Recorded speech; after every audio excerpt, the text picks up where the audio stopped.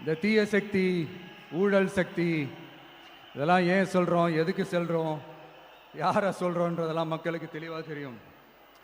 அதே மாதிரி டிவிகேவுக்கு போட்டி டிஎம்கே தான்றதும் மக்களுக்கு தெளிவாக தெரியும். அப்படி இருக்கும்போது நாம் ஏதாவது பேசினா வாண்டடாக சில பேர் வந்து வண்டியில் ஏறி உட்காந்துக்கிறாங்க.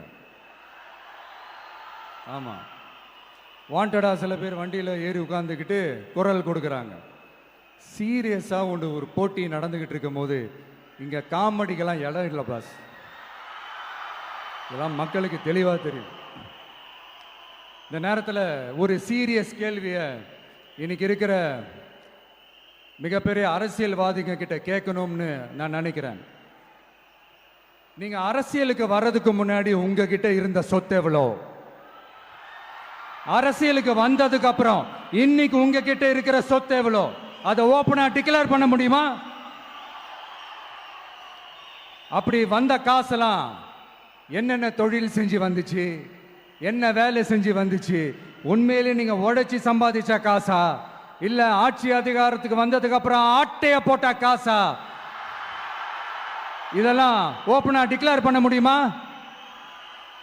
இதெல்லாம் நம்ம கேட்டா எல்லா ஊழல்வாதிகளும் ஒன்னா சேர்ந்து நம்ம மேல சேத்தவாரி வீசுவாங்க. அதை பத்திலாம் நமக்கு கவலை இல்லை. ஏன்னா நாம யாருன்னு மக்களுக்கு நல்லாவே தெரியும். எனக்கு ஒரு புது ஃப்ரெண்டு, புது நண்பர் ஒருத்தர் கிடைச்சிருக்காரு. யார் தெரியுமா? தெரியாதா? முதல்வர் அவர்கள் தான். இப்போ ஒரு நிருபர் ஒருத்தர் கேட்ட கேள்விக்கு எனக்கு எதிரிகள்லாம் யாரும் இல்லை, அவங்க எல்லாருமே எனக்கு நண்பர்கள் தான் அப்படின்னு சொன்னாங்களே. அப்படி நாங்கெல்லாம் உங்களுக்கு நண்பர்கள்னா அப்புறம் ஏன் சார் கரூர் விஷயத்துல ஏன் மேல பழி தூக்கி போட்டீங்க?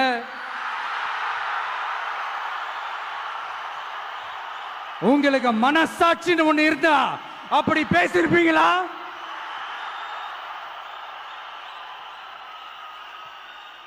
அப்படி நாங்களாம் உங்களுக்கு நண்பர்கள்னா ஒரு ஈவெண்ட், ஒரு ஃபங்க்ஷன் நடத்துறதுக்கு ஒரு இடமோ ஒரு பர்மிஷனோ ஏன் கொடுக்க மாட்டேன்றீங்க?